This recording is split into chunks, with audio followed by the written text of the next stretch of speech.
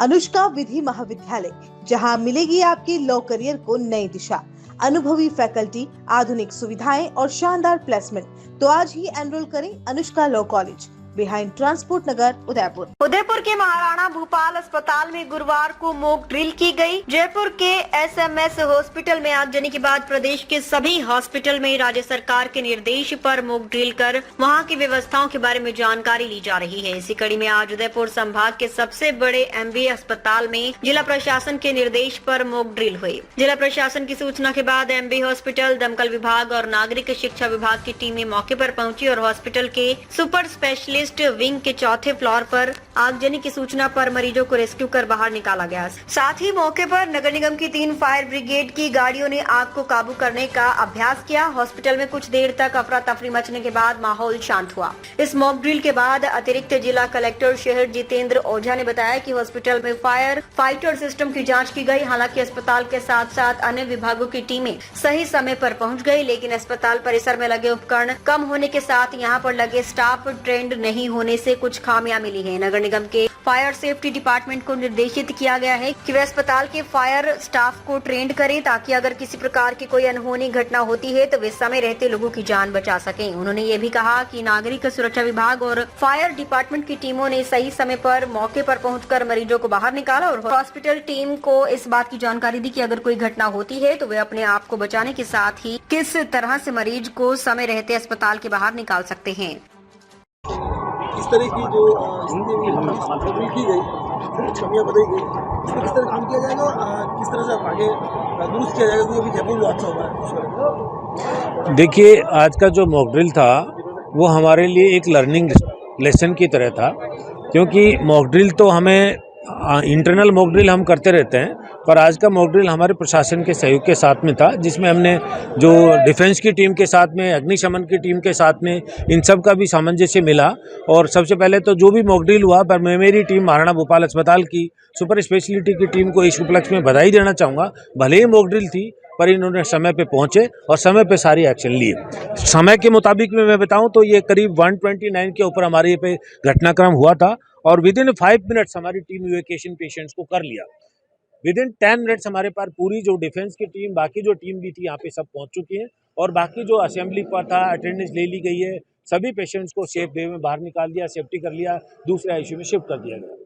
जहाँ तक कमियों का सवाल है, देखिए हमारे पास में भी जो फायर स्टेशन पे हम लगाते हैं, डेफिनेटली हम एजेंसी के थ्रू लगाते हैं और उसमें ट्रेन टेक्नीशियन जो आईटीआई के वो उन्हीं को लेते हैं, परंतु हमारे पास जो डिफेंस टीम के साथ में, जो अग्निशमन की टीम के साथ में जो समन्वय है, वो आगे से हम इसको सुधार लाएंगे और जो बेहतर इसको कैसे कर सकते हैं, उनको क्या क्या इक्विपमेंट उपलब्ध कराने हैं और बाकी जो पूरी डिफेंस की टीम के साथ में कैसे इवैक्यूएशन करना है आगे और कैसे बढ़ना है, ये सब टीमों की कमी की हो सकता है, हमारे में कुछ कमियां भी हो और इनको हम टीम के साथ मिलकर समन्वय बना करके आगे सुधार लाएंगे। विशेषकर हमारे जो चीफ फायर ऑफिसर है बाबूलाल जी, इन्होंने नीचे जो इनके टैंक और लगे हुए हैं उनके बारे में डिटेल में ये बताएंगे। बताइए सर, क्या एक ये जो जयपुर में जो घटना हुई उसको लेके मॉक ड्रिल थी क्या, किस तरह? ये रूटीन मॉक ड्रिल होती है। ये इनके जो हमारे जो एसओपी बनी हुई है उसमें ये बनी हुई है कि अलग अलग जगह यहाँ पे है, एयरपोर्ट पे है, सब जगह ये और दीपावली का सीजन नज़दीक है तो फायर का कैसा रेस्पॉन्स रहता है, उनके पास कैसे इंस्ट्रूमेंट है, अगर और कोई ज़रूरत क्या है, मैन पावर की ज़रूरत है क्या है, सिविल डिफेंस का कैसा उपयोग किया है, उसका ऑप्टिमम यूज़ कैसे किया, कैसे उनमें संवेदनशीलता बढ़े, सेंसिटाइजेशन का एक पूरा ट्रेनिंग टाइप होता है। एक तो ट्रेनिंग थ्योरेटिकल होती है और यहाँ पे एक प्रैक्टिकल ट्रेनिंग का उनको काम करने को मिलता है। क्या क्या पाई गई सर? मेन कमियाँ यहाँ पे जो मैं बताया है कि जो इनके जो फायर जो मैन पावर एजेंसी से जो इनके फायरमैन होते हैं इनके पास जो हॉस्पिटल में, उनको पूरी ट्रेनिंग नहीं होती है क्योंकि चेंज होते हैं। तो हमने फायर सेफ्टी ऑफिसर जो है इनको डायरेक्शन भी दी है कि इनको प्रॉपर इनका ट्रेनिंग शेड्यूल रखे, उनको ट्रेंड करे और जो फायर जो बचाने जाएगा उस आदमी के खुद के पास जैकेट, उसका हेलमेट, उनका मास्क वास्क होना चाहिए। तो ये चीज़ें हमने इनको कहा है कि हॉस्पिटल में ये सब खरीदे और ताकि फ्यूचर में ये सब चीज़ें कमी नहीं रहे। तो कमी तो है। एक बात ये है कि एसएसपी बिल्डिंग मैंने कई साल हो चुके हैं, हाँ, अभी तक इसमें काम जो कमियां हैं वो पूरी नहीं हुई। क्या ये हादसा हुआ इसलिए इस तरह देखा गया है क्योंकि समय में पहले क्यों नहीं हुआ? नहीं, यहाँ पे तो चलो जो इंफ्रास्ट्रक्चर के हिसाब से तो कमी नहीं है, इनके पास और सब है, लेकिन जो पुरानी बिल्डिंग में है क्या है वो हमने इंस्पेक्शन किए थे 2-3 दिन पहले, वो नोट बना के हमने दिए है कि इसमें क्या क्या आपको पूर्ति करनी है। सर एक मॉक ड्रिल थी तो क्या समय पे किस तरह सब पहुंच गए थे? हाँ, 1:30 बजे के पास हमारे पास नोटिस आया, तो जैसा चूंकि ये तो एक तो क्या आपके सेंटर पे बना हुआ है हॉस्पिटल, नगर निगम भी नज़दीक है, कलेक्ट्रेट भी नज़दीक है, थाना भी नज़दीक है, तो पर जो रेस्पॉन्स टाइम है वो टाइमली पहुंच गए थे, जिस टाइम पे पहुंचना था, ऐसा किसी ने लेट नहीं। आज 1:30 बजे अधीक्षक एमबी हॉस्पिटल डॉक्टर आर.एल. सुमन का फ़ोन आया हमारे पास कि जो सुपर स्पेशलिटी हॉस्पिटल है उसके 4th फ्लोर में आईसीयू के अंदर एक गोदाम है जिनमें इनकी दवाइयाँ रहती है, उसमें शॉर्ट सर्किट से आग लगी है और बहुत धुआं हो रहा है। तो इस पे हमने तत्काल ही प्रशासन से एडीएम साहब को, एसएचओ और डिप्टी साहब जो भी अपने योगेंद्र जी को, जो यहाँ पे थाना लगता है, और नगर निगम से fire safety officer Babulal ji को, इनको और सिविल डिफेंस की टीम को, उनको तत्काल हॉस्पिटल पहुँचने का निर्देश दिया। और उसमें सबसे पहले जो इनकी जो रेस्पॉन्स था फायर और सेफ्टी ऑफिसर के, तो इनकी टीम विदिन 5 मिनट से 7 मिनट के बीच में यहाँ पे आ गई और कंट्रोल किया। वैसे इनके पास अधीक्षक के पास भी इनके फायर सेफ्टी के नॉर्म्स है, पर अभी वो उतने पर्याप्त नहीं है, तो इनको बताया है अभी फायर सेफ्टी ऑफिसर ने कि क्या क्या इनको खुद के पास भी रखना चाहिए।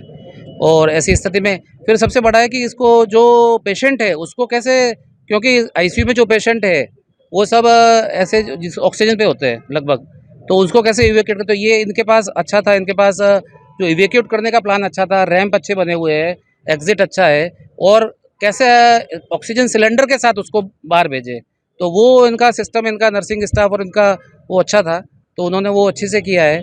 और बाकी भी हमने पूरे लिफ्ट विफ्ट सब बंद करा दी थी इन्होंने पहले भी, ये अच्छा इन्होंने ले लिया है। जो शॉर्ट सर्किट के और जो वहाँ थे वहाँ इन्होंने लाइट बंद करा दी थी, इनके पास इलेक्ट्रिकल का ईएन है यहाँ पे,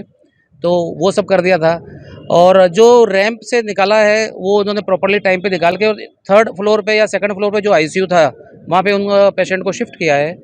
फिर भी हमने कुछ जो इसमें कमी रह गई है कि क्या क्या और होना चाहिए उसके बारे में इनको कहा है, तो ये इन्होंने कमेटी बना के एक संयुक्त तत्वाधान में मॉक ड्रिल का आयोजन किया गया था।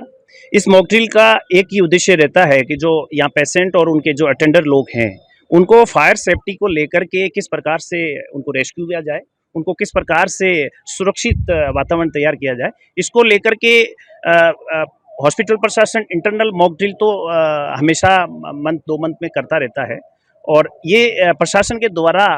चेक करने का एक एक्सटर्नल मॉक ड्रिल जिसको आयोजन किए जाती है, जिसके तहत श्रीमान कलेक्टर महोदय के निर्देशानुसार श्रीमान जिला कलेक्टर, अतिरिक्त जिला कलेक्टर महोदय राठौर साहब और ओझा साहब और सुमन सर, और इन्होंने एक टारगेट दिया था कि एक 4th फ्लोर के अंदर आईसीयू के अंदर जो एक स्टोरेज, जहाँ से मेडिकल्स के जो इक्विपमेंट और कुछ दवाई और इनके जो स्टोरेज किया हुआ था, वहाँ पे कोई फायर इंसिडेंट होकर के स्मोक फिलिंग हो गया और फायर इंसिडेंट क्रिएट हुआ था। इसको लेकर के जैसे ही फायर स्टेशन अशोक नगर में हमें कॉल मिला, तो अशोक नगर से 2 फायर टेंडर मौके के लिए निकले, और नज़दीक में एक हमारा इधर शेरटक फायर स्टेशन बना हुआ है, एक टेंडर वहाँ से निकला। मेरा फायर अफसर है, असिस्टेंट फायर अफसर है, सभी की पूरी टीम निकली। हमारा 15, 20, 25 का स्टाफ आया, क्योंकि ये एमबी हॉस्पिटल जो उदयपुर डिवीज़न का सबसे बड़ा हॉस्पिटल है, तो रिस्क फैक्टर को देखते हुए टीमें मौके पे पहुंची, और 4th फ्लोर आईसीयू के अंदर जो लोग पेशेंट मौके पे थे, 4 पेशेंट मिले थे, उन पेशेंटों को वहाँ तत्काल दूसरे वार्ड में शिफ्ट करवाया। जहाँ आईसीयू पे थे तो उनको दूसरी जगह पे वेंटिलेटर और ऑक्सीजन का सपोर्ट लेते हुए बाहर की तरफ शिफ्ट कराया। हॉस्पिटल की इस बिल्डिंग की फायर सिस्टम को लेकर के मैं यदि बात करूँगा, तो बहुत बेस्ट फायर सिस्टम यहाँ पे लगा हुआ है। एक पूरी पंप हाउस यूनिट है जिसमें 5 पंप होते हैं, और हर फ्लोर पे 30 मीटर्स की दूरी पे एक फायर एफएससी फायर हाइड्रेंट और हॉजरील का एक इंस्टॉलेशन सिस्टम होता है, वो लगा हुआ है। स्मोक डिटेक्टर है, स्प्रिंकलर है, अलार्म है, टोटल कार्यशील अवस्था में है। आपने बिल्डिंग के अंदर हूटर भी सुने होंगे, हमने वो भी ऑपरेट करके देखे, हमने हॉजरील को भी ऑपरेट करके देखा, हाइड्रेंट को भी देखा। इसकी बिल्डिंग के चारों तरफ आपने देखा होगा, अभी भी जाकर के देखोगे कि वहाँ पे हमने हाइड्रेंट को चला करके भी दिखाया, यहाँ का हाइड्रेंट भी किया, पीछे की साइड पे भी किया, कहीं कोई हाइड्रेंट कोई बंद नहीं हो ये भी चेक किया, तो बहुत कार्यशील अवस्था में पाया गया। 3 दिन पहले अतिरिक्त जिला कलेक्टर महोदय के निर्देशानुसार उनके संयुक्त तत्वाधान में हमने एक इंस्पेक्शन नोट तैयार किया है, जिसमें छोटी छोटी जो कमियां हैं जिनको दुरुस्त करने के लिए हॉस्पिटल प्रशासन को हमने निवेदन किया है। जिसमें सबसे बड़ी मेजर कमी देखें तो जो एजेंसी के माध्यम से इन्होंने जो फायर का स्टाफ लगा रखा है, तो उन स्टाफ को वेल ट्रेंड होने की ज़रूरत है, और आईसीयू के अंदर जितना भी जो स्टाफ लगा हुआ है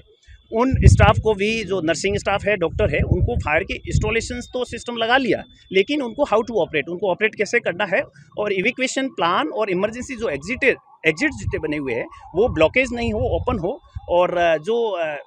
पेशेंटों के साथ में जो अटेंडर बड़ी मात्रा में पहुंच जाते हैं उनको कैसे भी करके रोका जाए, ताकि जब भी कोई इमरजेंसी होती है तो जो ज़्यादा लोगों को इसका इफेक्ट नहीं हो।